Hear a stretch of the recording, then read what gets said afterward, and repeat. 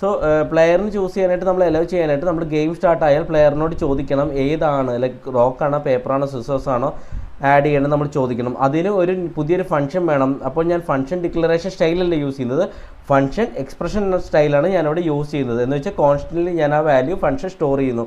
Okay, so initially ഞാനിവിടെ plan ചെയ്യുന്നത് ഒരു കോൺസ്റ്റ് ക്രിയേറ്റ് ചെയ്യണം. കോൺസ്റ്റ്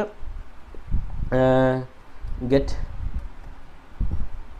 പ്ലെയർ ചോയ്സ് എന്ന് പറഞ്ഞ് എഴുതി.